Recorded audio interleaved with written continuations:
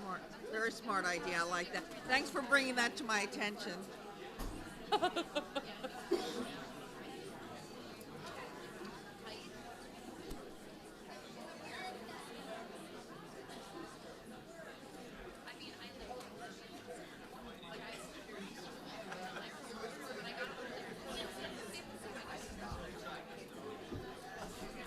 Wow, I'm really disappointed.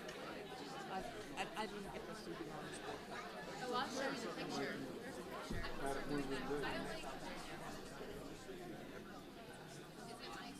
Not everybody looks like it. That's my wife's thing. I'm not gonna ask you where you got.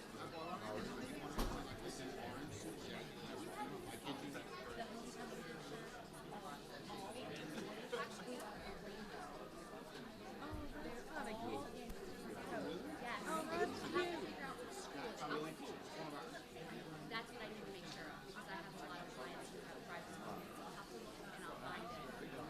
They're all boys have different sports. That's so cool. That's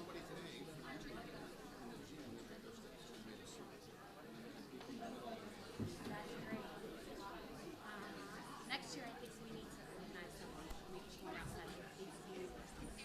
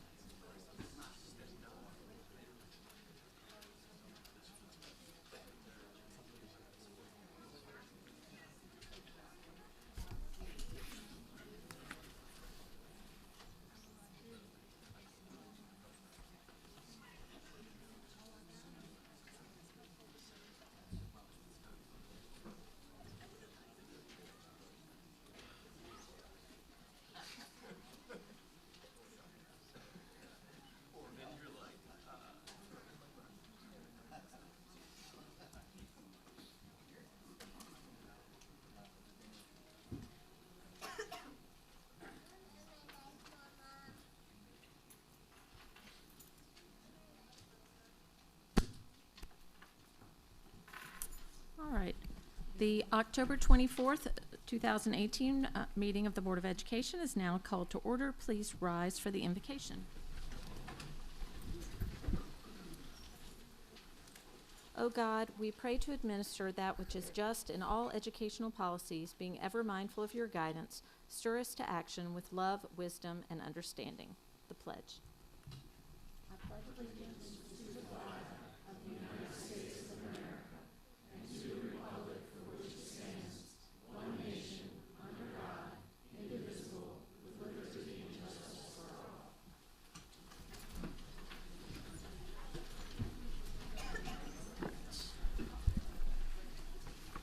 All right, welcome to this meeting of the Board of Education. This meeting is being televised live on AACPS TV and live streamed on the internet. General information and protocols for the meeting are posted on the sign by the doorway as you enter the room, so please make sure you read those if you have not already. Item 2.03 is approval of the minutes. There are no corrections. The minutes will stand. Item 2.04 is establish agenda order. Mr. Gilliland.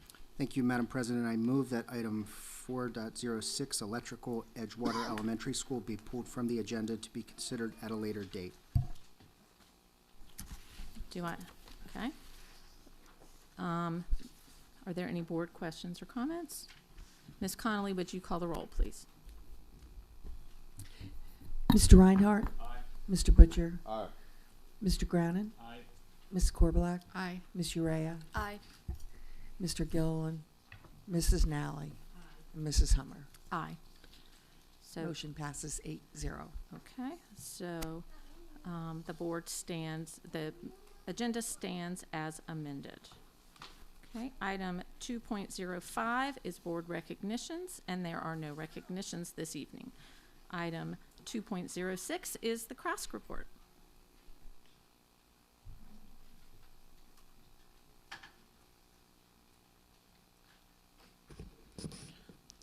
Good evening, President Hummer, members of the board, and Dr. Arlotto. My name is Anthony Liberatore, and I am the president of CRASC. I will be filling in for Savannah Quick, CRASC Secretary of Education, tonight. In our recent meetings, we have been working on our November General Assembly, which will focus on the connection of military-dependent students with the community. CRASC is very excited about partnering with military liaisons from Navy Sport Annapolis and Fort Meade. Our primary focus for the coming weeks is to make revisions to our platform and constitution and prepare for this General Assembly. Earlier this month, 5 members of our CRASC executive staff team attended the Safe Schools Maryland Tip Line kickoff at the Maryland Emergency Management Agency, or MEMA, where Governor Larry Hogan and Dr. Karen Salmon, State School Superintendent, spoke to students and members of the media. In addition, students had the opportunity to tour the MEMA headquarters. Now, you may be wondering why I'm filling in for Savannah this evening. While I stand before you as a CRASC president, during the day I'm still a proud senior at Old Mill High School. Going into school this morning, I had no plans to give the speech tonight.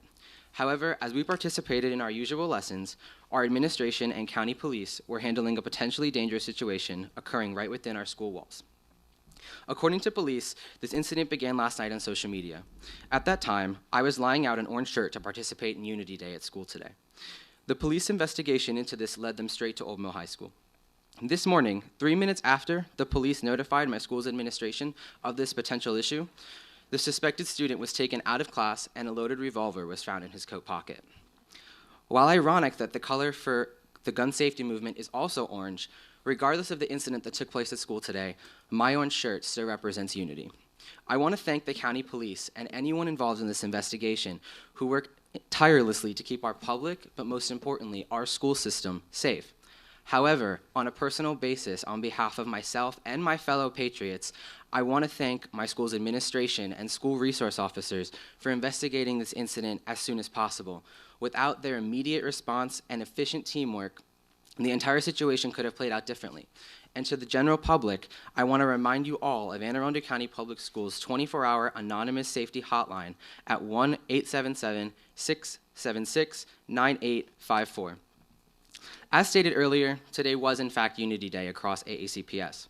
I enjoyed seeing the tweets of students and teachers around the county celebrating this day and what it stands for, and I especially enjoyed the orange computer screens in school today.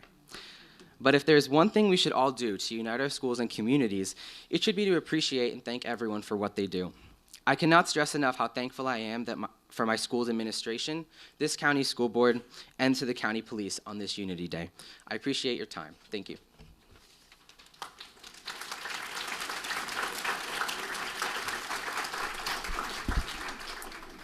Thank you, Anthony. Item 2.07 is the PTA report. And there is no report. Item 2.08 is the Policy Committee update. Mr. Reinhardt.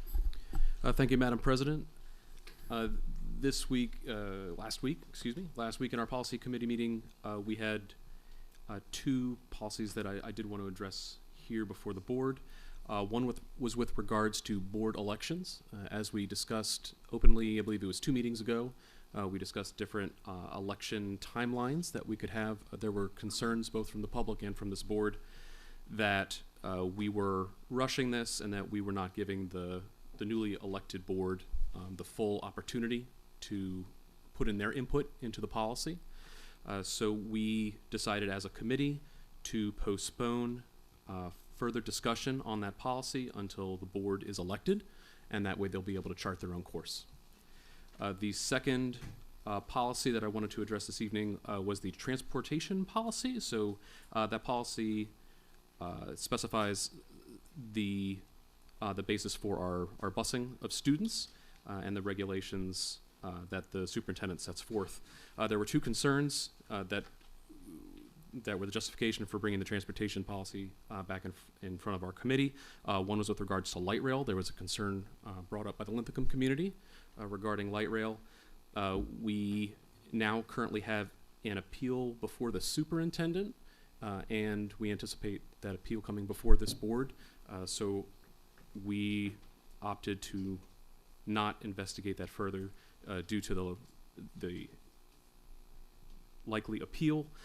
And again, because of the timeline of the appeal, it is likely that the newly elected board will be addressing that, and we want to give them the opportunity to weigh in. In addition, we also had concerns about the distance that was set for busing of students. So currently elementary school students within 1 mile and middle and high school students within 1.5 miles are asked to be walkers over that distance, do get bus transportation except for a few special cases. Based on the research provided by our transportation office, decreasing the walking distance from 1 to 0.75 and from 1.5 down to 1.25 miles would be an increase in costs of transportation of approximately $2 million. The policy committee opted at this time to not change those walking distances. The $2 million can be put to better use with funding teachers for our classrooms and continue to reduce classroom size. So 30 teachers would make a big difference in the lives of our students. In addition, our distances were set at least 1972 based on our research back in 1972, and the current trend among districts in our area is actually to increase the walking distances in order to cut costs. So we're appear to be right in the middle of our neighbors. Prince George's has a 2-mile walk, so 1.5, and then some of our other neighboring districts are a little lower, but are investigating increasing that walking distance based on our research. So at this time, we did not make any changes to the transportation policy. Thank you, Mr. Reinhardt. Item 2.09 is school and community highlights. Mr. Reinhardt. I'm back. So we had quite possibly one of my favorite events of the year. It was our Cat North open house. I got to attend that. I'm always a sucker for the baking and pastry folks, so I happened to linger a little longer there. Had a wonderful discussion with a former administrator at North County, Ryan Sackett, who's now our AP. Got a great tour of the facilities. I think we just offer top-notch programs and some really unique opportunities for our students. It was exciting hearing from our cybersecurity folks at Cat North, their excitement of implementing some of the new courses that we've got coming along that this board approved not too long ago. So we're excited to see that cybersecurity and seeing what the teachers and staff are able to do in that current building just makes me that much more excited for what the new Cat North is going to look like, and funding willing, we should have that up and running in 5 years. Is that where we are? 5 years for the new Cat North? Yeah. Funding. Yeah, that'll be another election cycle. So, but we're excited about that. That was great. And also have a congratulations to one of our own here in Anne Arundel, Mr. Christopher Whitehead, who is a visual arts teacher specialist here at REVA and out in the schools, was named the Maryland Art Educator of the Year by the Maryland Art Education Association. So congratulations to Mr. Whitehead.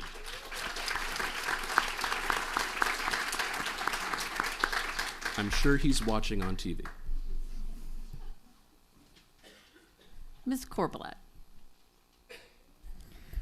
I had the chance Friday night to go back to my children's alma mater, Annapolis High School, and check out the latest improv troupe show there. And I was just so impressed at the communication skills, the listening skills, and the quick thinking of those students. And we just had a really great opportunity, and hope the next time they're having an improv show, you guys can go.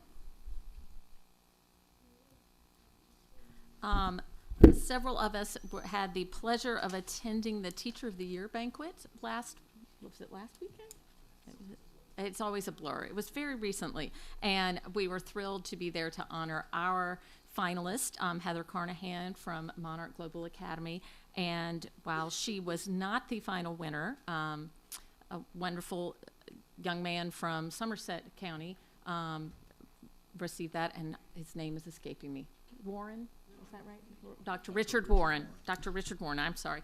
But we were well represented by Heather, and we all loved being there to celebrate her for representing our school system so well. I was able to attend last week the Lunch with a Cop at Monarch Global Academy. What a great event their PTA organized. They had tons of first responders who came in and had lunch with the kids, and if you ever want to see first graders get really excited, bring in a bunch of police officers, and they were just going bonkers with it. It was a great community event, really building those relationships with the local police and with the kids, so that was great fun.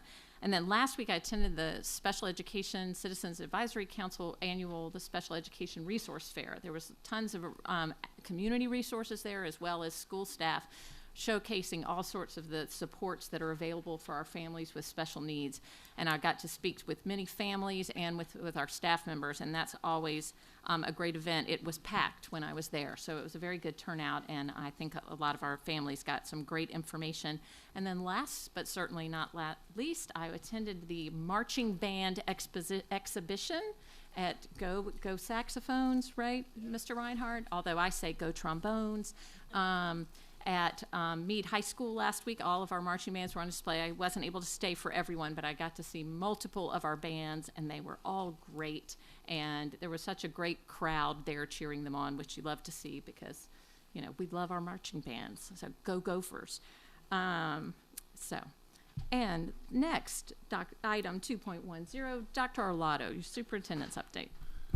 Yes, ma'am. I've got some good news to share. I'll piggyback a little bit on what Mr. Reinhardt shared.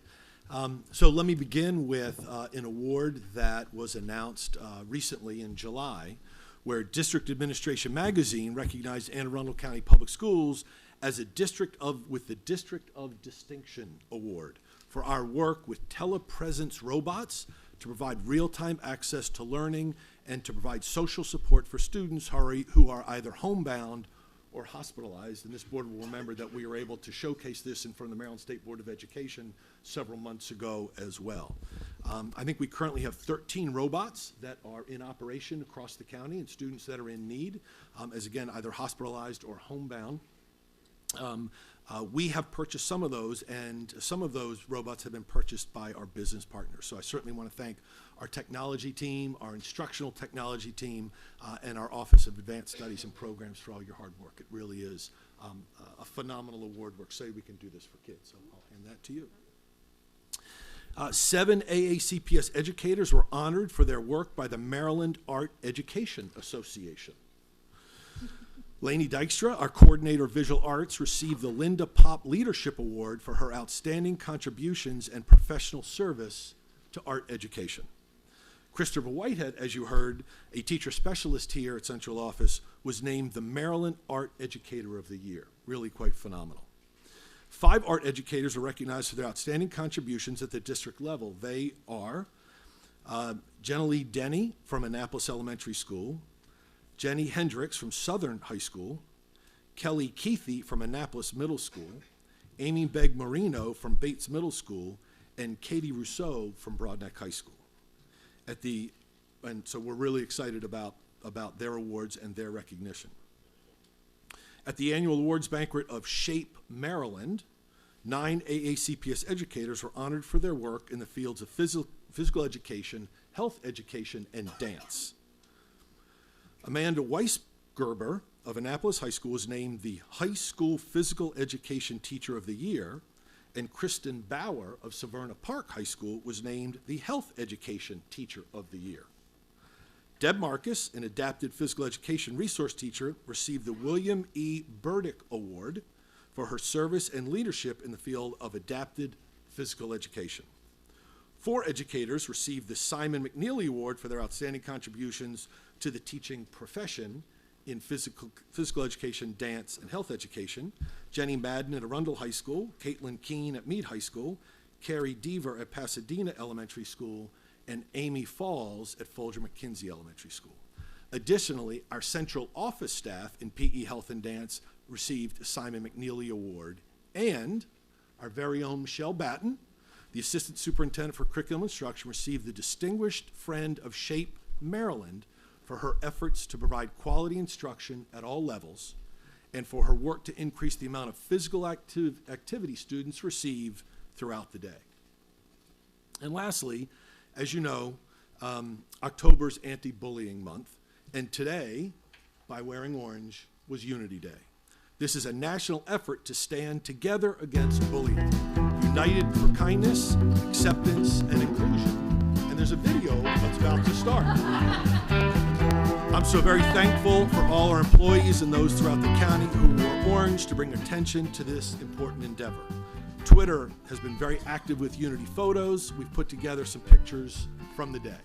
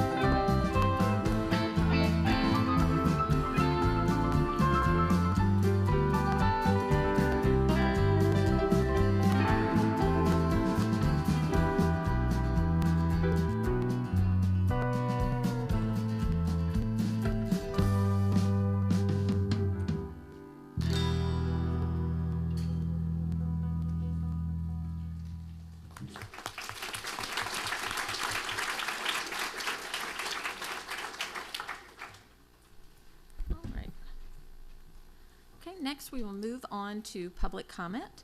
Anyone wishing to speak on an item not on today's agenda and who has signed up prior to the board establishing the agenda order a few minutes ago may offer testimony during this public comment portion of the meeting. Speakers are allotted 3 minutes each and may not allocate their time to others. A tone will sound when time has expired. The board asks that comments remain civil and appropriate for the various audiences that may be watching or viewing this meeting. Student-specific and personnel matters are confidential and cannot be discussed in this forum. It is not the board's general practice to engage in question and answer session with speakers. Questions may be posed by speakers, but any answers will count as part of the 3-minute limit. For the record, please give your name before speaking, and handouts should be given to the board assistant. If you did not sign up to speak in time, if you did not sign up in time to speak today, you may submit written testimony to the board's assistant today or via email at any time. All right. So our first group, Robert Silkworth, Corinne Frank, Jen Aiken, Nico Papa, Owen McCreary, and Alex McCreary.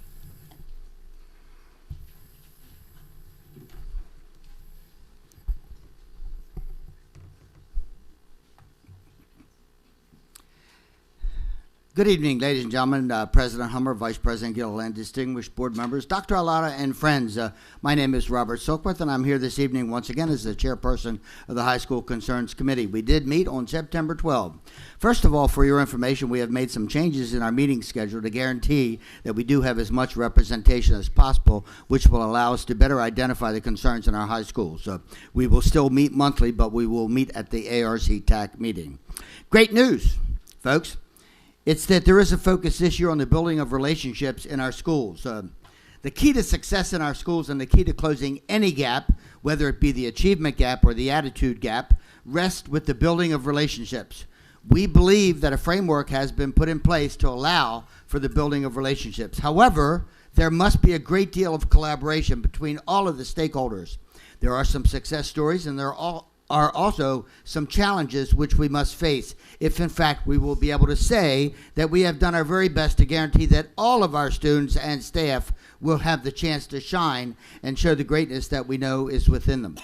On a personal note, I will tell you that for me, in my 47th year, it has been one of the most challenging years in my entire career. I have made more phone calls to moms, dads, and guardians than ever before. In September, several classes of mine were a nightmare for me and my students. It was difficult at times to conduct classes because of the many issues that we had. It's not perfect today, but it is much better for several reasons. One is that we have been able to create some meaningful relationships. Another is that a large majority of parents have been very supportive and have helped us change the behaviors. And that is what it's all about, folks, a change of behavior.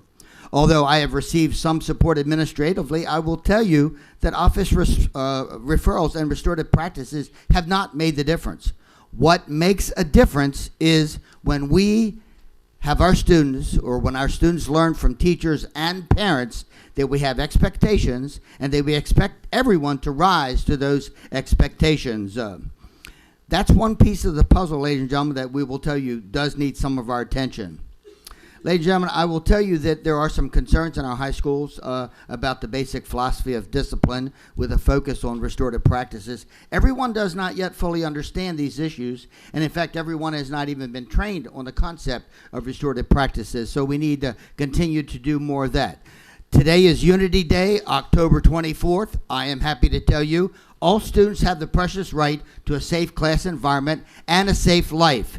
No student has the right to take that away. I am a bully blocker in the classroom and out of the classroom, and I am proud to tell you that I'm wearing orange today, Unity Day. Ladies and gentlemen, I usually end with kudos. As you all know, I have 3. First of all, I do believe that it's fitting to thank and congratulate our North County Unified Tennis team. They won the county championship again. Secondly, Dr. Alada and your staff, we thank you so much. North County recently had a death in among a member of our staff, and you were kind enough to send so many people to help us out to get through that time. And then finally, I too would also like to thank all of the stakeholders who stood today to keep our schools safe. Thank you. Thank you, Mr. Silkworth.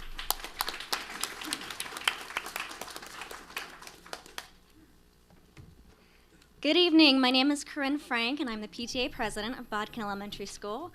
I am here tonight as an advocate for our environmental committee. Bodkin has an incredibly dedicated and large number of parents who are involved and committed to supporting and enhancing the education our children receive at this school.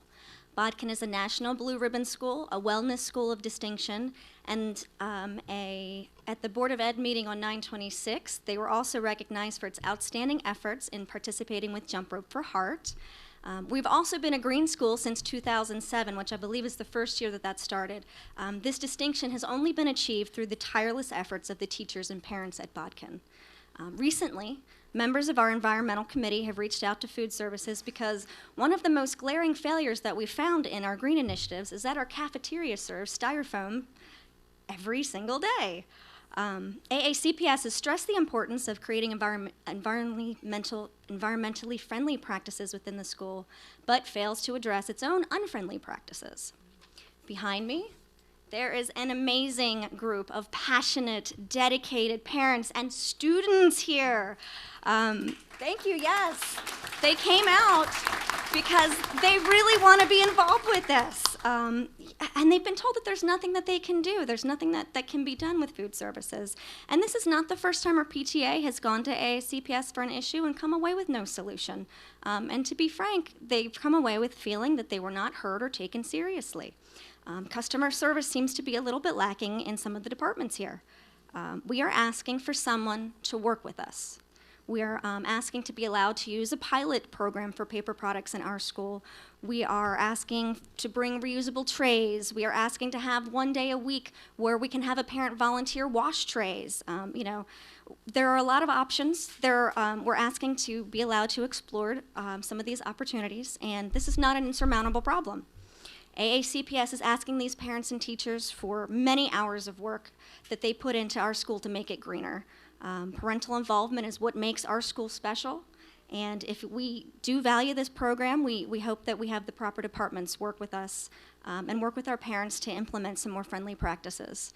I have told these parents that you guys are generally receptive, so I hope you don't prove me wrong. I also want to say while I'm up here, I know that there's a lot of continued pressure to change school start times. I feel as though these 15-minute start times have not benefited our school at all and maintain a very large price tag. I would really urge you to return to those previous start times. My son gets home at 4:30. It's already getting dark. He's only the second or third bus stop. And this change has added way more than 15 minutes to his commute because he's well and truly into rush hour. At this point, the commuters are coming home. They're flying through the roads. We don't have sidewalks in East Pasadena, which creates a very dangerous circumstance for him. We also know that there's a very limited time for children to play, and play is crucial for a 7-year-old boy. We know exercise is very crucial at all ages in elementary. Teenagers do have the option to go to bed earlier, but children cannot play in the dark. Elementary school children are our most vulnerable students, and I advocate for them tonight. Thank you.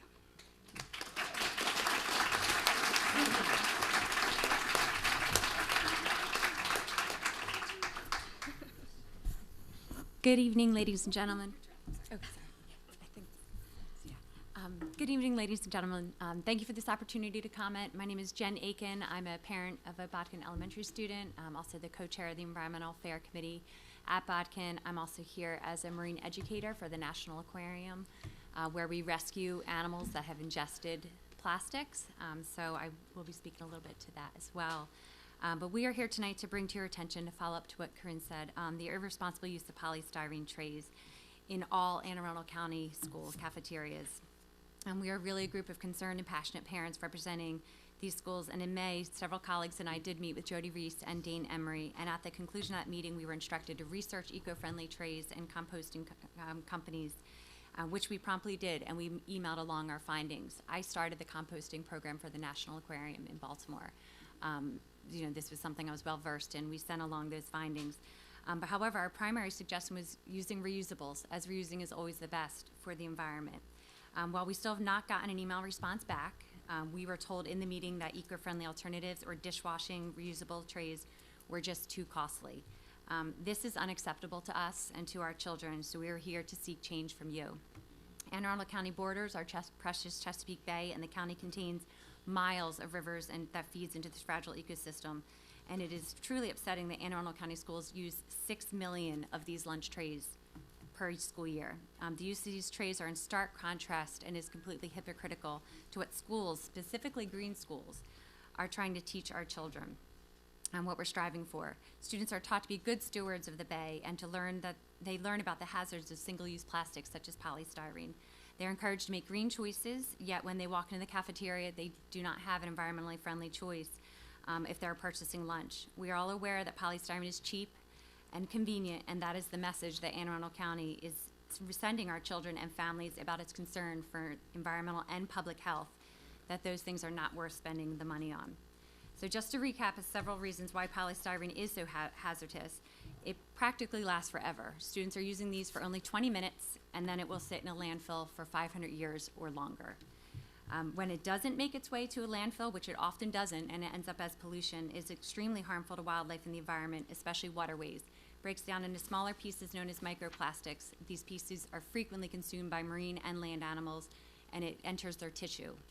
My sons and I have found these trays in the grass along the carpool line in Bodkin Elementary, and even along Mountain Road in Pasadena. These exact trays blowing out of the dumpsters from the school. In addition, research has just shown, you may have read this news today, that is now found in humans as well. We have microplastics in our bodies due to all of this. It puts toxins into our food. It's made from petroleum, which is a non-sustainable resource, and its production and disposal contributes to air pollution and climate change. Cities across the country and even more around the world are banning single-use plastics. Several counties in Maryland have already implemented these bans and have swapped out the foam lunch trays. Thank you, We all Ms. Aiken. aspire Anne Arundel County Schools to be a leader and set the example, and we are here to demand what's best for our children. This irresponsible decision Thank you, Ms. by Aiken. adults, it's okay. Thank you. Thank you. Thank Thank you you. for the opportunity.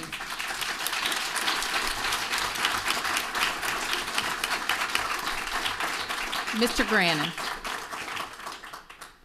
Just briefly, you said you sent along the findings about the alternatives for disposables, but you didn't say what the findings were. We sent along a variety of compostable tray options that we researched. From our understanding from the meeting, these were ones that also Jody Reese had researched as well. She said it's been on her radar for years. However, the change is too costly. That is what we kept hearing. So the alternatives were all more expensive. Yes, they range anywhere, from anywhere from 5 cents to 10 cents. These are around 3 cents. And 6 million trays a year, that translated to a cost that she was not comfortable. She said it was too costly. We also researched 2 composting companies, one of which the National Aquarium uses, and another one my colleague found. We never received any response back. And our former principal, who was really an advocate, a strong advocate for this, Ms. Amstutz, left Bodkin. So we had her support. So we're kind of working with our PTA president, kind of just trying to keep this initiative going. Especially from Anne Arundel County, it's such a highly distinguished school district. So, all right. We have some students who want to speak as well. Yes. Who's going to go first? Okay. I'm Alex McCreary. I go to Bodkin Elementary, and I do not want polystyrene trays in the cafeteria because 50% of turtles have polystyrene in their bodies, and this is the reason why.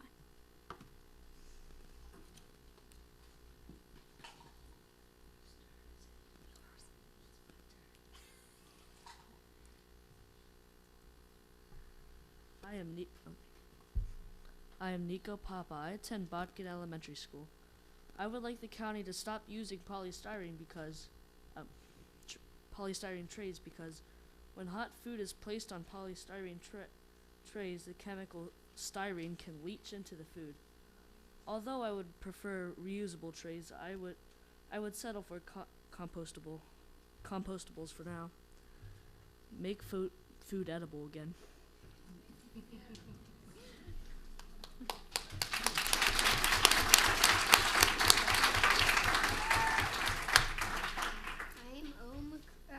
I am Owen McCreary, and I would want to go to Bodkin Elementary. I am here to say that in 500 years, a styrofoam tray will still be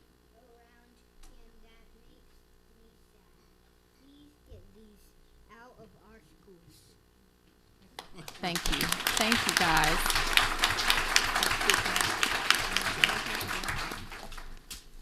Thank y'all for sharing all of that. Thank you. And you guys love to hear the students out advocating. Thank you.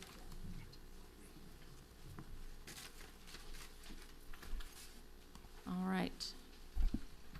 Next, we have the Reverend Randy Callender, Sarah Solt, Jonathan Hill, Jaden Hill, and Catherine Schultz.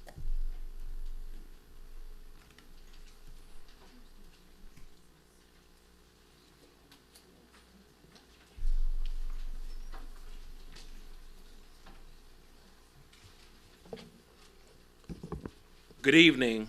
My name is Father Randy Callender, and I am the rector of St. Philip's Episcopal Church. Today, I stand here before you as a spiritual leader for my members, a voice for the young people in my congregation, and also on behalf of all my brothers and sisters in Anne Arundel Connecting Together, also known as ACT. ACT is strictly a nonpartisan organization of organizations. We are currently 26 member and friend organizations from across the faith and nonprofit communities. We build power by developing relationships and cultivating leadership in communities so that we can take action on issues that matter to us. Over the course of this spring, we listened to over 2,800 people who raised up a variety of issues, and today we have multiple teams working on many of those issues. Over and over again, we heard from parents concerned about the safety of their children drinking the water in the county schools. We learned that our county's testing schedule was not in compliance with the Code of Maryland regulations, and that our school system followed a schedule that prioritized the needs of the contractor conducting the testing. ACT representatives met with Superintendent Arlotto last month and raised our concerns. Now, I'm grateful to say that some actions were taken, but unfortunately, not by much. Much time has been spent by members of this board protesting the unfunded mandate from the state, which tells me that we wouldn't have known at all about the elevated lead problems if it were not for the mandate in the first place. The safety of our children is more important than resisting an unfunded mandate.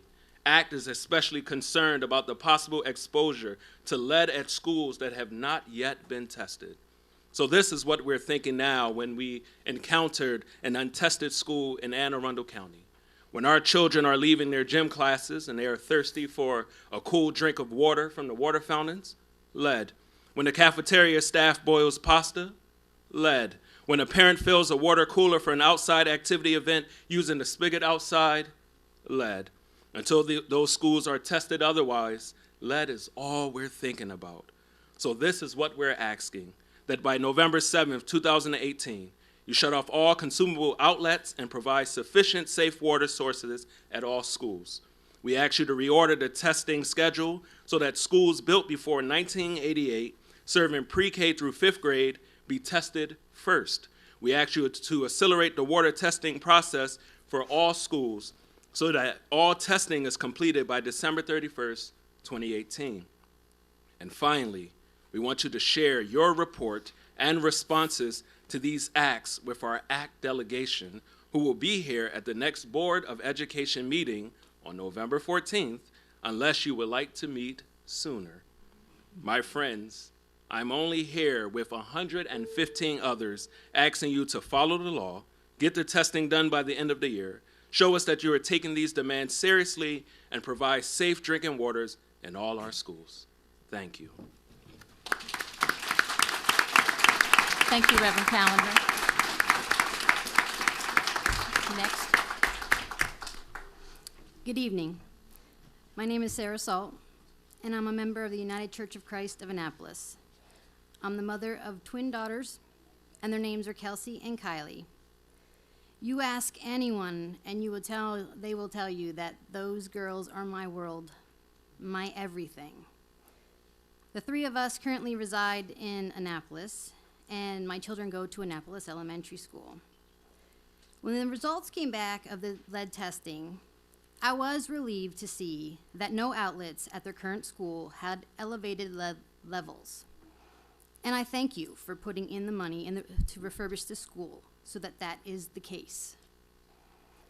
However, for the first 3 years of their schooling, my daughters attended Brooklyn Park Elementary School for their education and aftercare. I immediately felt a sense of anger and fear when I saw the elevated levels in their school. To be honest, I myself am not shocked. I always found their water fountains to be rusty, outdated, and just plain gross. The location of the elevated water fountains is stated to be in the media center. I find this to be misleading. They're actually located between the media center and the gymnasium. When Kelsey and Kylie overheard me discussing the results, Kelsey instantly looked and said, "Mommy, I drank a lot from those water fountains daily." Kylie added that those were the water fountains that her and her fellow students lined up after phys ed and recess to drink from. My heart sank when I saw the look of concern on their little faces. Because they also attended aftercare there, I can tell you for a fact that they consumed large amounts of water from those fountains daily. I imagine they played kickball, dodgeball, everything a kid would do, and after hours of fun and sweating, they ran to those water fountains to rehydrate. As a parent, lead in schools is something I never once even thought about. I send my child to school to learn, and yes, safety is a concern, but when I think of safety, I think of bullying and guns, never being poisoned by water. I'm a scientist at Johns Hopkins. Our research mice ingest toxic things that will eventually make them sick. This is done for good reason, to treat humans with ugly diseases. Now I feel like my own daughters were lab rats. I have no idea if there will be any long-term effects for drinking this water for 3 long years. It angers me that they consumed lead without my knowledge or consent. Because of this, we have an appointment at their pediatrician to have their lead levels retested. Thank you, Ms. Salt. I can tell you that I know when they entered the school, they were negative. I don't know what the result will be afterward. Thank you.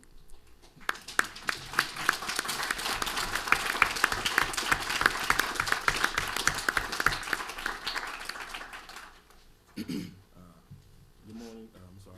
Good evening, board. Use the, get a microphone so we can hear you. There we go. Trying to steal a mic from me. Good evening, board. How are y'all this evening? Good. Okay, cool. As a parent, I have 8 children. All of them went to the Anne Arundel County schools, and this situation with the lead, I had to ask myself, before I get any, get up in arms about what's going on and how serious it is, I needed to research a little bit about, what's the properties or the side effects of lead. So, and I did, and I found some things to be kind of off-putting. Number one is irritability, indigestion, encephalopathy, which is literally brain disease, reduced focus, decreased IQ, cardiovascular disease, developmental delay, infertility, pregnancy complications, and anemia. The issue with reduced focus, decreased IQ, and developmental delay, that could be, said in a lot of ways as a issue with a lot of things. And one of the things that it could result in is a student having an IEP, because those are all the traits of an IEP. And I had a son who went to these schools that had an IEP. The other thing is the pregnancy complications and infertility. Out of my 8 children, I still have 2 daughters who haven't had children. I have my son. Most of my sons haven't had children anyway, but my 2 daughters still haven't had children. So that's an issue that I'm going to have to talk with them about, get them tested also, because who's to say that this won't be an issue with them? I also have a grandson in Hillsmere, so, and a grandson in 2 years to go to Hillsmere also, so I'll have 2 grandsons in the school system also. Jaden here beside me, he also goes to the schools. He's been in about 3 schools in the Annapolis area. Now he resides at Annapolis Middle. The issue that I really have with that is that sometimes Jaden comes home and he's cold for reasons that we really think that he shouldn't be cold. And as we said here, anemia is one of the side effects of lead in the water, or lead poisoning. And my issue with that is it could be from any one of the schools that he went to, and we literally don't know. And that's a very, very hard thing to have to look at as a parent, to say, literally, was it my fault that I didn't ask for lead testing, or was it the fault of the school system for not putting up the issue of seeing if there was lead in the water in the first place, far earlier than right now. So my issue is that that this is an issue. Thank you, Mr. Hill.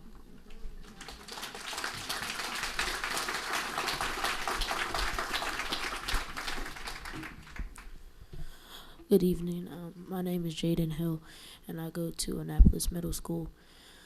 My problem is with the lead poisoning in the water, and we just ended a segment in science class for lead poisoning, and then today my dad was like, "Do you want to come to the meeting?" And I was like, "Yeah." So I found out that lead can cause you to not focus, and if people drink that in school, they won't be able to focus in class. And I think that was the point of school, to be able to learn and be successful in your life. And when we're in gym, it's hot, and there's only one fan in the back, and it does nothing. So when we're done, all we do is go to the water fountain, and there's big lines for one water fountain that is cold. So I think that you should get it tested, so we won't be able to focus. Well, that we will be able to focus and be successful. That's it. Thank you, Jaden.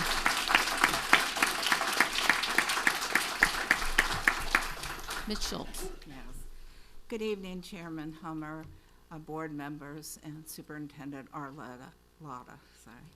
I'm Catherine Schultz. I'm a member of First Presbyterian Church of Annapolis. First Presbyterian is one of the 27 mostly religious organizations that make up ACT. But I'm not here principally to talk on behalf of ACT, but talk as a grandparent of 4 children in the Anne Arundel County Public Schools. I care very much about their well-being, and I care about the well-being of their classmates and their teachers and the staff at their schools. Like the stories that Mr. Hill told, I participated in many listening sessions through ACT, and this concern about whether our children are being poisoned came up time and again. Children who we talk with, and my own grandchildren, are very concerned about it. And in particular, one of my granddaughters is very concerned about her classmates who can't afford to bring water bottles to school. And another granddaughter just goes around telling children not to drink the water and gets upset because children do drink the water. They're in schools that have not yet been tested. You heard from Reverend Collender what the demands are, the asks are, the requests are of the school board with respect to water. And I'd like to ask, and use the rest of my time if possible, to find out from you whether you are willing to make these changes to help protect our children.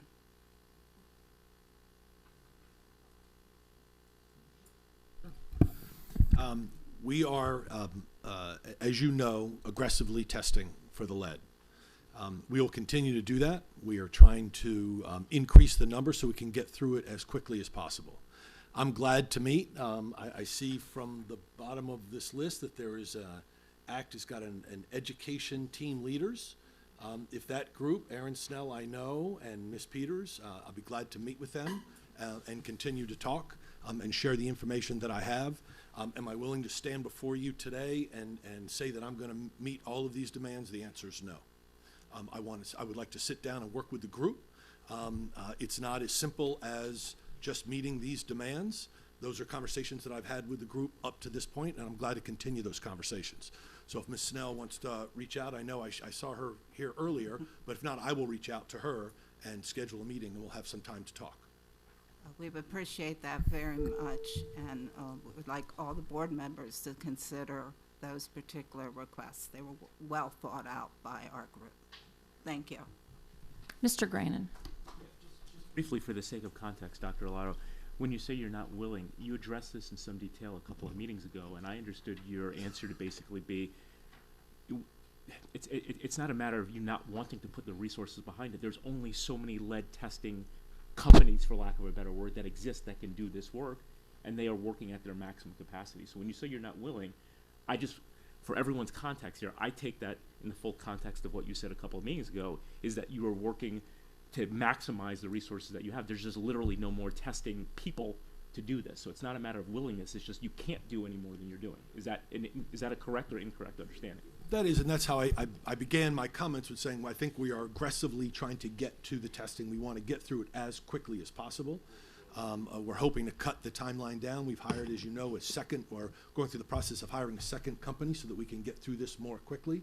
We have identified somebody that has the ability to do that, so we're trying to contract with them to get through this more quickly.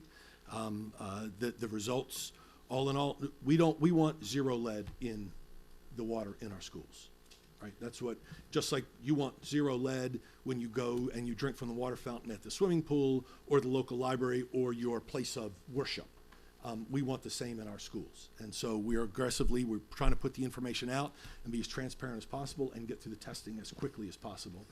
There are limits to that, as I said, and that's the reason I won't sit here today and make promises that I might not be able to keep. Because my name was brought up, may I say 2 points? The 2 points that I wanted to make that were a part of these tonight also is what is happening in the meantime, because my 5-year-old is still drinking water out of the water fountains. And then my second question is about the regulations, because we're not following the testing order. We're supposed to test the youngest kids in the oldest schools first, and right now we are out of compliance. AACPS is out of compliance with those regulations. So I don't know that to be true. That second part, I don't know that to be true. I'm going to look into that. Okay. I don't know that is the law.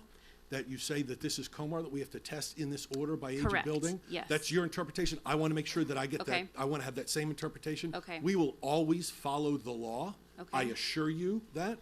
And so our team, I'm having a hard time imagining that our team went through this process of gathering the information and hiring the companies and starting this process and a plan without following the law, because we do follow up. But I'm going to follow particularly on that specifically, and then we get a chance to sit down and talk. We could talk about that specifically. I want to make sure I have that same interpretation that you have. That's fair. I would also like to make sure we talk about what's happening in the meantime with the water, too. So I'm sure that you will be in touch, and we'll schedule a meeting, and we'll Have your contact. I will reach out and find some time to get together. All right. Absolutely.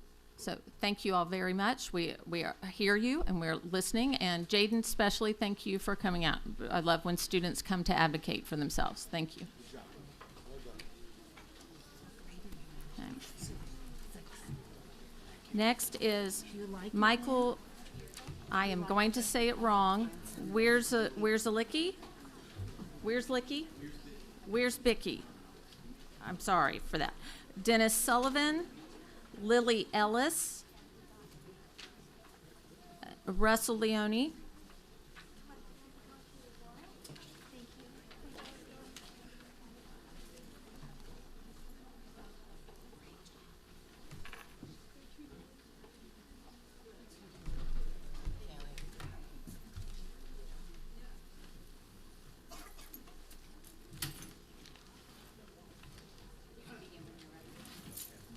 Good evening. My name is Michael Wiersbicki, and I've been teaching at ACPS, specifically at North County High School, for 15 years. Okay. I'm here tonight to talk with you about equity. Recently, AACPS revealed a bold new vision for our school system under the motto, all means all. A core value that is a cornerstone in the foundation of this powerful new vision is equity. I am very proud to work for an organization that wants to rest on such strong values, and I can confidently say that in my tenure, I have done everything in my power to uphold this principle. In thinking and talking about equity so much at school lately, I keep finding myself returning to the hiring and compensation practices of our school system. I would like to provide you with a few scenarios. For example, Teacher A has 11 years of experience at North County High School. Teacher A is on step 4. Teacher B has 11 years of experience in a surrounding county. Teacher B was hired by AACPS and placed on step 10. Teacher A and Teacher B work side by side in the same department and have the same workload, but there is a discrepancy of 6 steps in pay between the two. Another example, Teacher C has 15 years experience, all in AACPS, and is on step 8. Teacher D was just hired by AACPS from a surrounding county with 8 years of experience and placed on a commensurate step level of 8. Teacher C has over 7 years more experience than Teacher D. They're on the same step level, and they share the same workload. All right. Then there would be another example of Teacher E that actually was on step 9 with 15 years experience, left the county to work in a surrounding county for a year, came back, and then was granted full step commensurate with experience. We're only beginning to look at the data. And these are just a few examples of what we believe to be pervasive inequity in the hiring and compensation practices of our school system. These numbers take on an all-new meaning in the day-to-day of our workplace as we experience the bitter sting that is the result of a foundation for compensation and hiring that does not rest on the core value of equity. There are solutions, and we need not a different county executive to start working toward them. In conversation with colleagues, it has been suggested that to get back to our core values, we could implement more equitable hiring practices, whereby no new hire would be placed on a step above 4. Everyone that we approached with this idea agreed that it would be fair and restore equity in the hiring process. It has also been suggested that any person hired during or after the hiring freeze be reduced to step 4.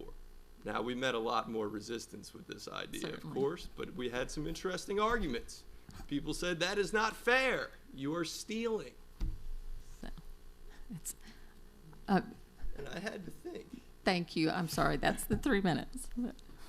Thank you. Appreciate it. To piggyback on what Mike said, I also was in the wonderful equity training this last Wednesday, and I was literally sitting next to somebody that was hired, and we were talking about equality. And every summer I would go leave my hectic schedule, and I would always go, and one night in the summer I would always be very restless. And my restlessness stemmed from the fact that I didn't know what it was. I thought it was because I was getting paid on, like I was getting my steps, and I would always get angry, and I would come here and I'd tell you about my step issues. But I don't think that's what it was. Because when I was sitting next to that guy, and on Wednesday at the equity training, I was like, oh my gosh, I'm being discriminated against. I have 14 years of experience, and I'm on step 7. 14. This guy next to me, wonderful teacher. I love him. But he's 10 years. He's been teaching for 10 years. He's on step 10. It doesn't make sense. If you say all means all, it's got to mean all means all. It doesn't mean just the students. It means the teachers also. How are you going to expect us to have your vision when you don't give your vision to us at all. It's equity. It's not about pay. And that's what it was an epiphany. I came running to Mike. I'm like, it's not about pay. It's about the fact that I feel that I'm being discriminated against. I'm a 43-year-old man.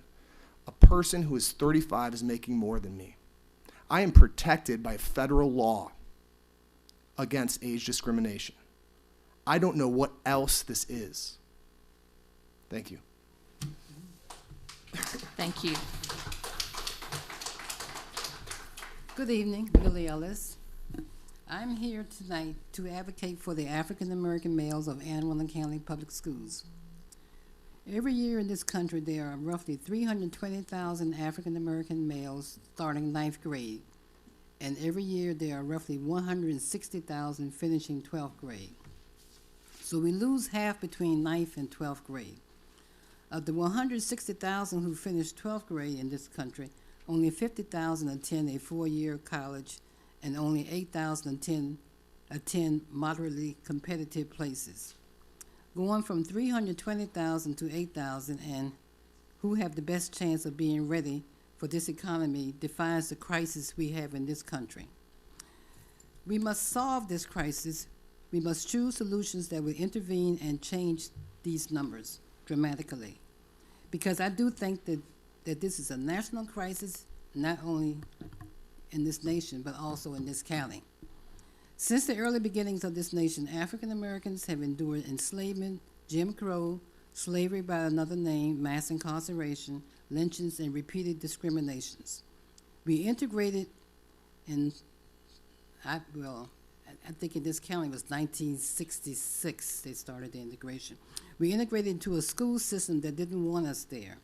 These constant barriers created and deny us equal rights, inequality in education, and missed opportunities that continue to exist. I graduated from the segregated and mighty W.H. Bates High School. Pride and the love for education was instilled in us. The males who didn't go off to college received excellent training in VOTEC. It was called SHOP then. They were able to become successful bricklayers, carpenters, car mechanics, etc. After completing their high school education, some of them even built their own homes. The late PhD Dr. W.E.B. Du Bois emphasized education as the key to success, and that's the way to close the achievement gap. We need early intervention in elementary education, interventions such as addressing the mental and emotional needs that are the results of discrimination throughout the years of oppression in this country. For those who probably won't go to college, the males, vocational training should be introduced at least in the middle school. VOTEC in Anne Arundel County is very competitive with limited space available. By the time African American males are entering high schools, most are not chosen for VOTEC training because of their grades and or discipline problems. We need to take action now to correct the miseducation of African American males. The Constitution of this country speaks to the common good in support of developing, maintaining, and spending for all Americans. This statement implies that the goals and needs of society are indeed common, but they are not. Thank you, Ms. Ellis. Mr. Butcher. Ms. Ellis, quick question. How do those national numbers compare to what's happening here in Anne Arundel County? Well, we have training, we just had an equity training at the high school, and they say that the males of color in particular are at the bottom of the achievement, the achievement gap. So I don't know the real numbers or the actual numbers, but if we at the bottom, we at the bottom, or they at the bottom.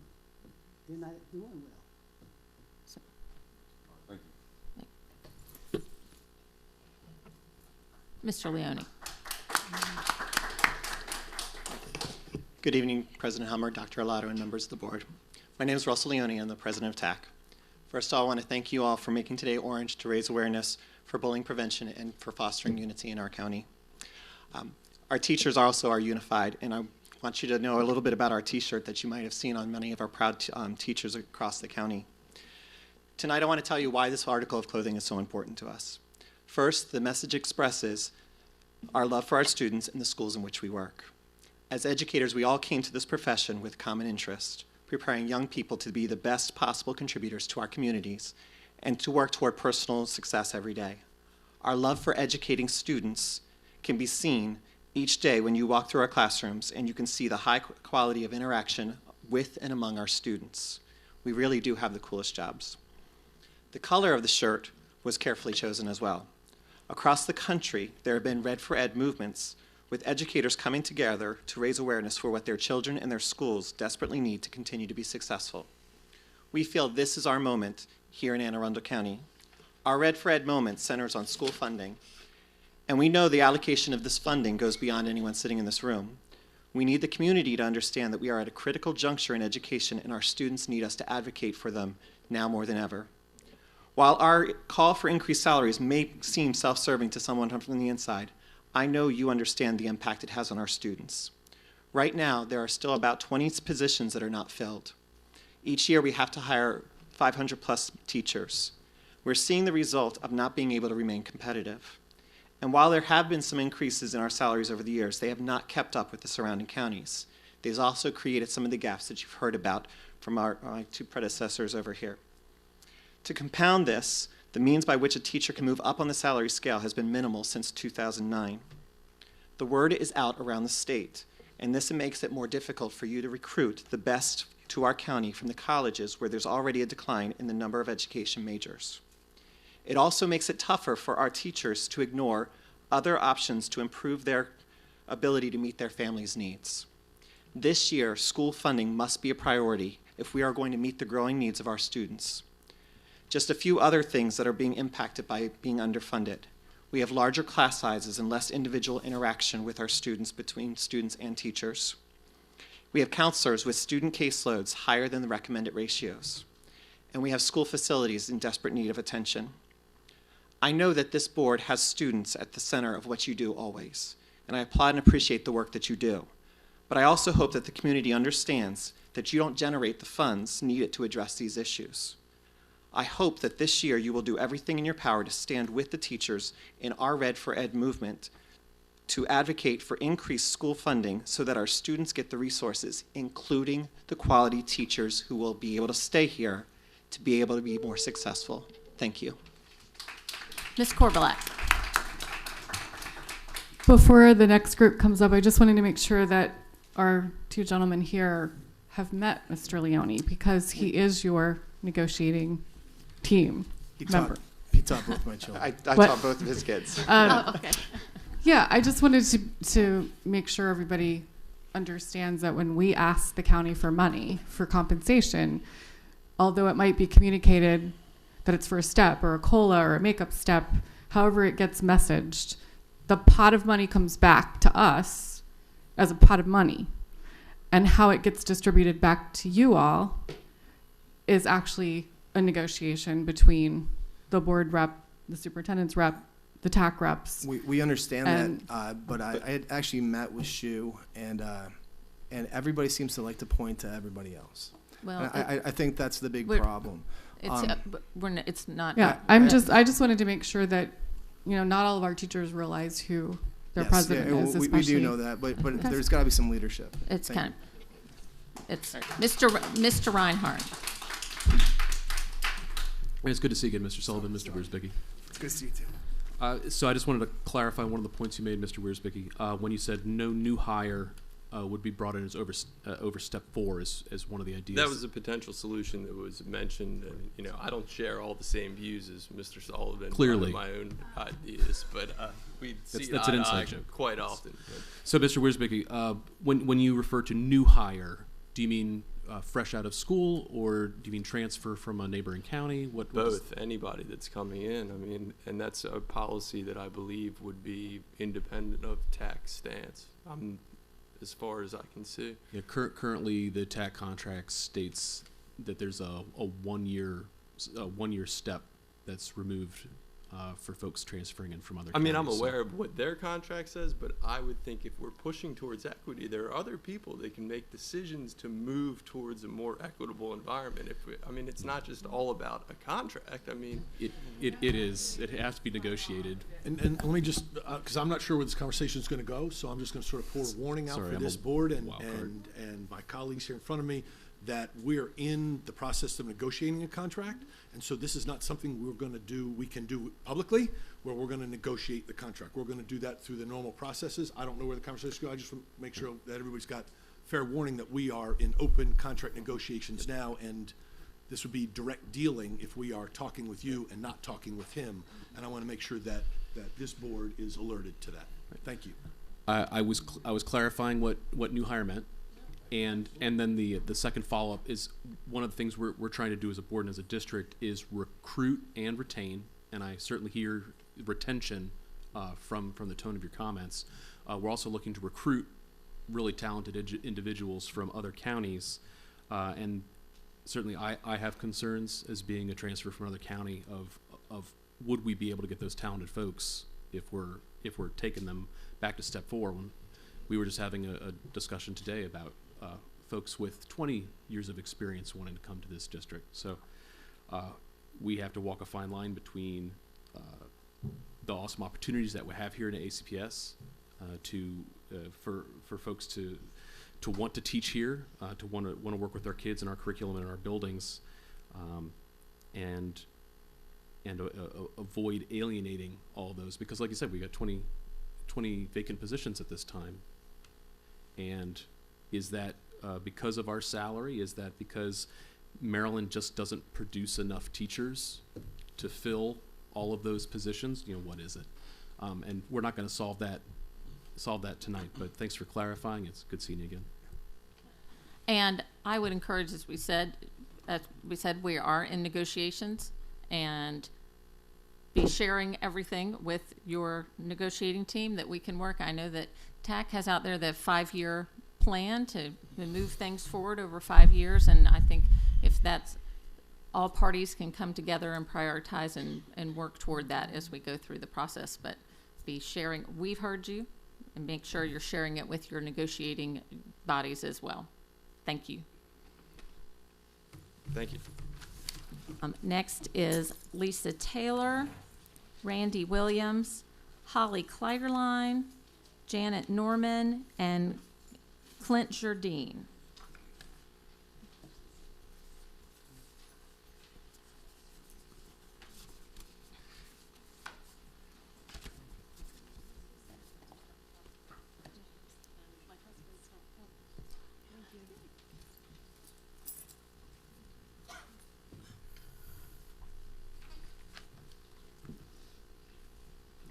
First. Okay, hi, been a long time. I'm Lisa Taylor Serrero from Shadyside, Maryland. I'm actually here for 3 reasons tonight. I was coming quite often to fight the cell phone tower that you were trying to put at my son's elementary school. But I was really upset and disturbed to learn that the bus company that you employ, whose owner called one of the 3rd graders at Mills Pearl the N-word last year, that bus company is still being used.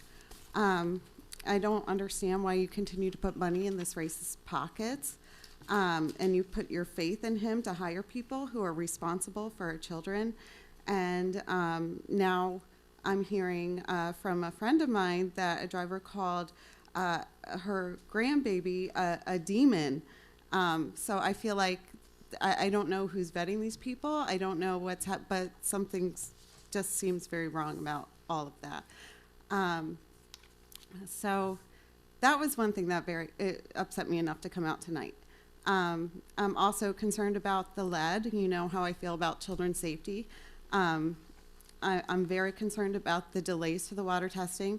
I feel that everything that you probably heard it a million times, but I feel that parents should really have a right to know what is being done to assist in testing these kids that could have been exposed to this.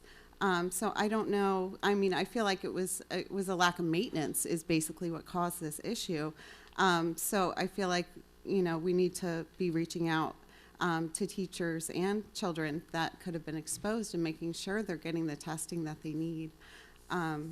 So I just wanted to throw that out there because I didn't hear anyone address that tonight. The final issue I need to address is the cell towers. Might as well bring it up while I'm here. Been fighting for some time. The lead issue is not the first time the board has put our children at risk waiting around for mandates to take action.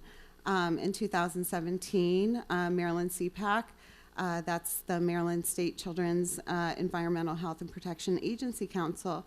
It's comprised of governor-appointed pediatricians, Maryland State and House Senate appointees, reps from the Department of Ed and the Department of Health.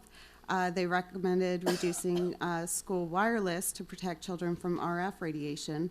If you think about how many things are going at once in a classroom, you can imagine that the levels would be quite high. Not only have you ignored their recommendations, you have actively worked to increase the RF exposures with zero educational purpose or value by allowing the cell towers on school grounds. I just think with all of this, our kids deserve better than this, and I think you guys can do better. Thank you. Thank you, Ms. Taylor. I have to go get my kids, sorry. Hi, Randy Williams, Shady Side. This group act that came today to talk about lead, I wanted to come with them as a healthcare worker, as a registered nurse. I was deeply disturbed to find out that my District 4, Southern High School, is in the group where my child goes of schools that will be tested last. It is one of the oldest schools. It's actually being tested right now. Great. I'm glad to hear that. It's part Thank of the you group so much. that's being tested right now. Beautiful. I appreciate that. So, my concern was I've been as a volunteer all those years going through the school system, drinking the water in the fountain up until about a year ago when I said it just started tasting really bad. Whether that was connected to the lead or whether that was just my taste buds, I don't know. But I think that when it comes to health and safety, of course, we've addressed the cell towers with you. And I understand your hesitancy at the beginning because to me it was a, what's wrong with the cell tower? No big deal until I did the research. With lead, it is an absolute known, according to the World Health Association, there is no safe level for lead in the water. So we need to look at some solutions right now for the schools that aren't being tested. Can we get some bottled water into those schools immediately for those children who do drink the water that I think there's a school in Edgewater that gets bottled water. We might need to put out some bucks and do that because of the children that cannot afford to bring bottled water to the schools and don't have a reverse osmosis at their home like I do. Just simple solutions right now. I know they will cost a little bit, but we've got to think about maybe putting the construction of a school on hold for a few months until we get this water situation taken care of and the children are safe and getting some safe water to drink. As far as the cell towers go, we're talking about, we've been following some other parents around the county who have been measuring Wi-Fi in the schools and around the schools, and a lot of concern about that, Wi-Fi in the classrooms, Wi-Fi exposure by using more of the Google Chromebooks. My daughter is now using her cell phone to do work at school, and I think that's just a little crazy. China has now banned cell towers in schools. I mean, not cell towers, cell phones in schools. And I think we need to look at that electronic issue with the children because in China, they read a lot, they do a lot of math, they are in school maybe a little longer than us. They don't need to use all the electronics to get what it is we need to be really, really smart, intelligent, great leaders of the world. So I think we need to relook at that Wi-Fi situation as well. Thank you. Thank you, Ms. Williams. Ms. Kleiderline. Hi. Good evening, President Hummer, board members, and Dr. Arlotto. My name is Holly Kleiderline, and I am the school counselor for 687 students at Oak Hill Elementary. I would like to start off tonight with some positive news. One, Thank you for adding an additional trainer for restorative practices. As a result of Oak Hill's training in August, all of our students are participating in community circles multiple times a week.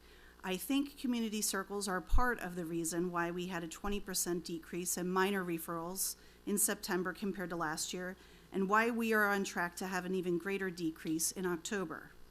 2, thank you for streamlining the FBA and BIP documents. Dr. Arlotto will know what I mean by that. It's still labor intensive, but I have already been through the entire process once this year and benefited from each document actually corresponding with the next. 3, thank you for adding full or part-time elementary school counselors to 4 schools. I surveyed those counselors, and I'll share a typical response on what they have been able to do with a reduced caseload. The counselor wrote, we were lucky enough to receive a second counselor this year. This has impacted me, the student body, and staff profoundly. I can confidently say my services are more comprehensive. I've been able to develop a character education program which has already shown results.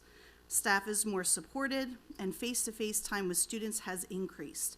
My student-to-counselor ratio changed from 860 to 1 to 475 to 1, which is still well above the recommended ratio of 250 to 1, but is a great improvement. Now for the not-so-good news. Last year at this time, we had 22 schools with over 600 students per counselor. Now even though you added positions, we have 21 schools with over 600 students per counselor due to increasing enrollment. I've provided you with several comments from those counselors, but I'll read part of one aloud because it was pretty typical. We are the sole providers in our schools for a daily mental health support, classroom counseling lessons, individual counseling, and one-on-one parent and teacher consultations. We are the first responders to students and parents with critical social and emotional needs. We have become reactive instead of proactive due to our caseloads, which is an ineffective counseling model as we are triaging students' needs daily. Our district is experiencing a crisis of epic proportions, and we are working with an increasing number of kids who have experienced trauma, which impacts learning and the need for social and emotional support. Hopefully by sharing this information tonight, you'll see that the concerns I've brought before the board on multiple occasions are not just problems for me, and they're not just from my school. They are shared by school counselors across the county who are struggling to provide what students need. The argument every year is it costs too much to add school counseling positions. I think the cost is much higher if we don't. Thank you. Ms. Clatterline, thank you. Thank you for sharing this data about the difference. I think there is a connection between the community circles and what we're having, and I'm excited that we're doing the restorative justice practices and starting at the young age. It is helpful in high school, but I think we'll see even greater results 5-10 years from now when the children that we started with in elementary school and who've had that training and participation their whole way through, they're better able to handle. And so this is wonderful data to see, and I agree with you. We need to, I think the board shares all of that we need to get those numbers, your caseloads lower so that you can intervene more. But thank you so much for sharing this positive news. I think that's great. And I'm glad to hear there's been some good things happening this year. Yes, thanks. thank you.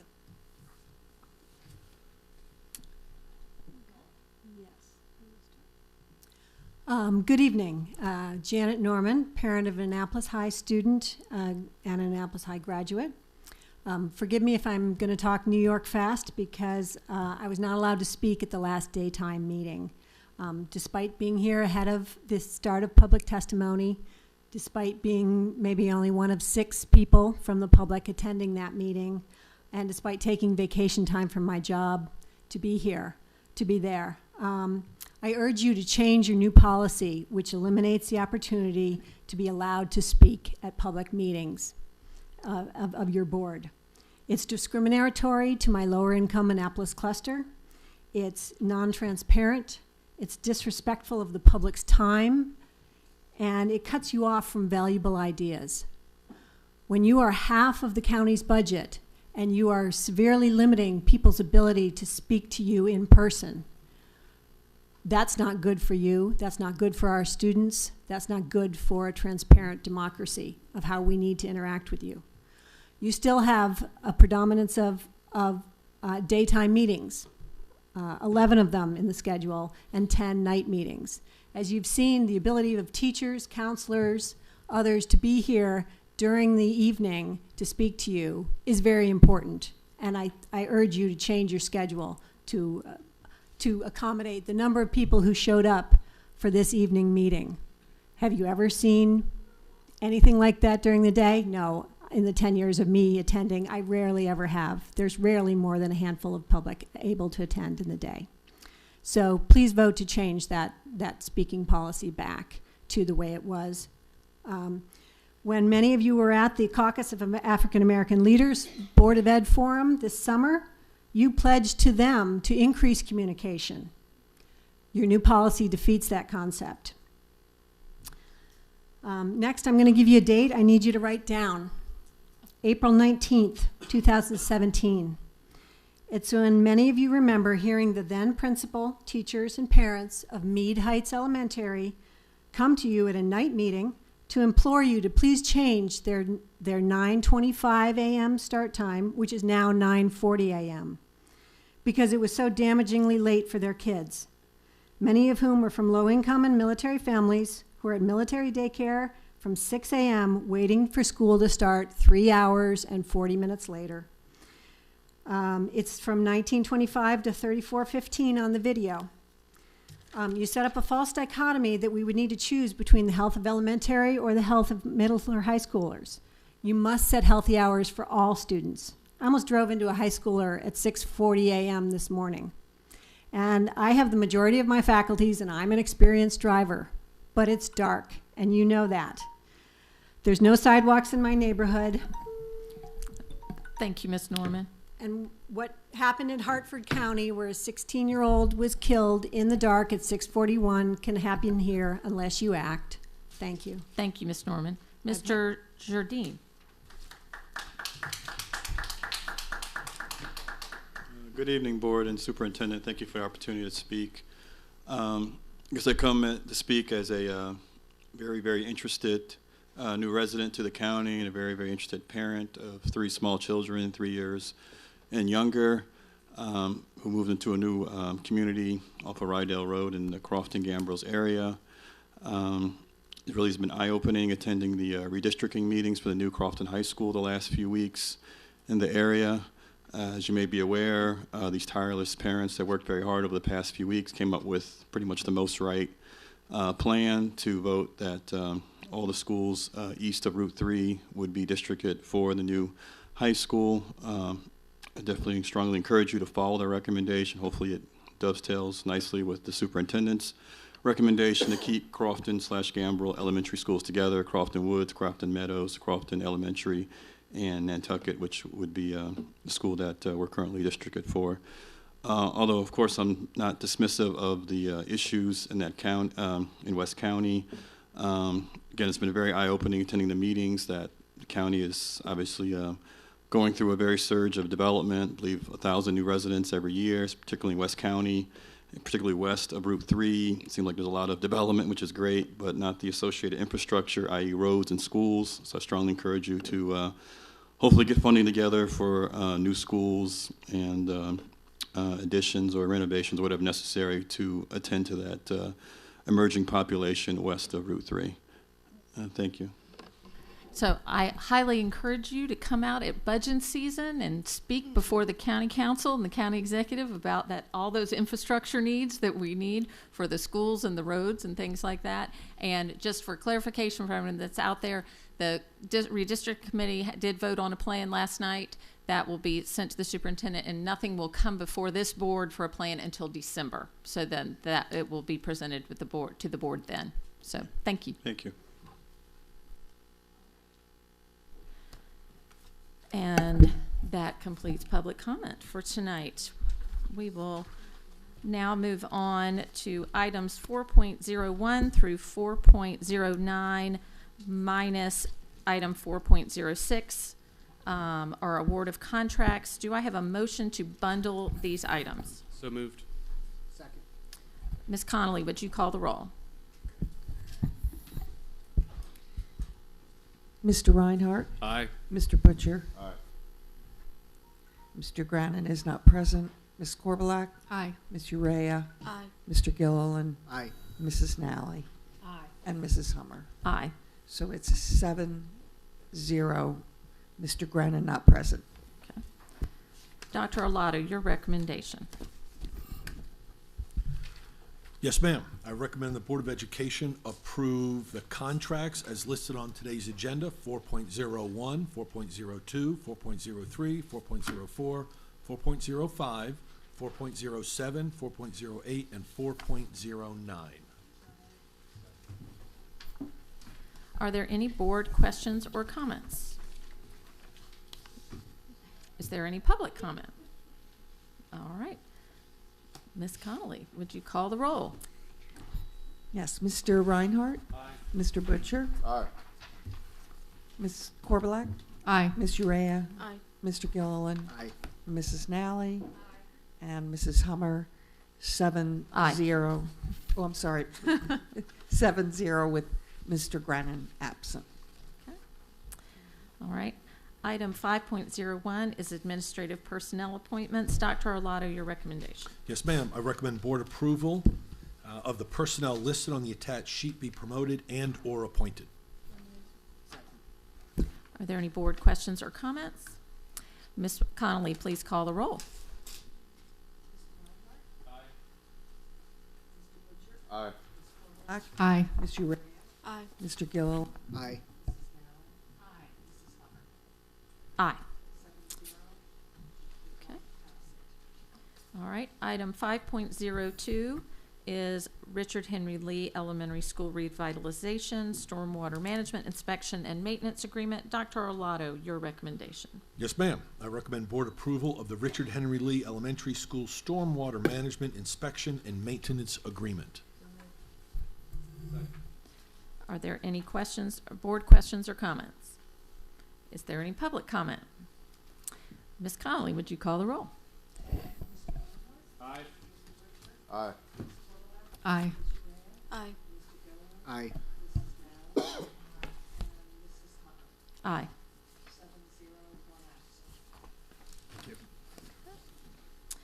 All right. Item 6.01 is a review item, the fiscal year 2018 operating budget closeout.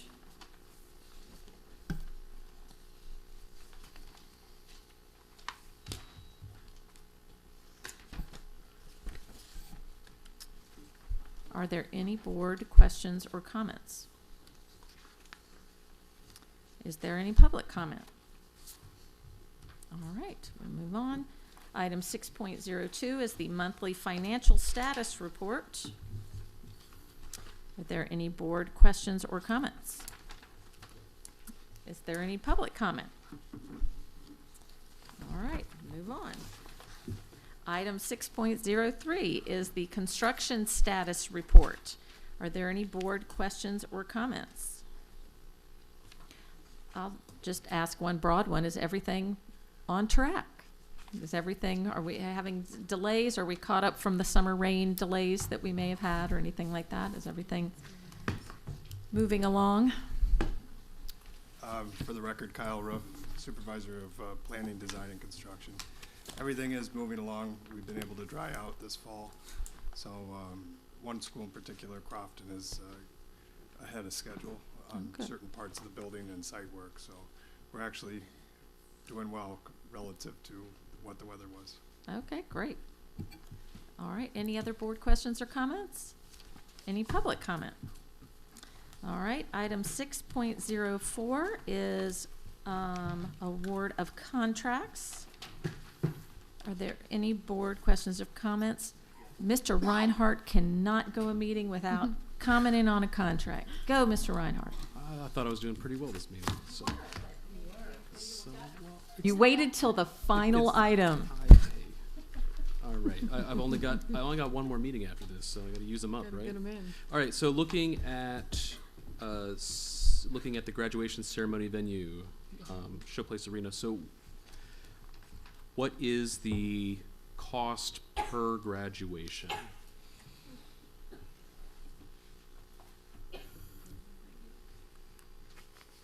For the record, Alex Chakno, Chief Operating Officer. It's just under 5,000 per school. There's 8 schools, and the cost is $20,740 in aggregate for the 8 schools.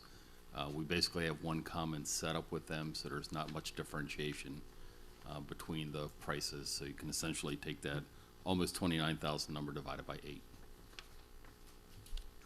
29,000. So I see 50. Oh, I'm sorry, I'm on the wrong one. The 54. I was on the wrong page. 54,000 divided by 8. So 6,500, 7,000. Okay. Were any other venues investigated as part of this? Again, we've got a tradition of using the Showplace Arena. It's a public facility run by Maryland National Capital Park and Planning Commission, so we can utilize it as an intergovernmental agreement. The school district has over the years looked at many other options. Most of them are either more costly to begin with, and or they are of the nature that they're scheduled by other school jurisdictions or further away. And again, so historically we've used up to this point in time the Showplace Arena for the majority of our graduations. And is the school system responsible for transportation of any students or families to Showplace? No, it's all essentially self-performed. All right, no further questions. Ms. Korbelak. Do we know if we're on track to graduate at the new convention center in our county for 2020, class of 2020? Yes, ma'am. That's correct. Starting in 2020, we will not have to pay for a graduation venue, correct? If the Maryland Live venue is up and running. Yes, ma'am. Okay. No, they're not supposed to charge us. That's right.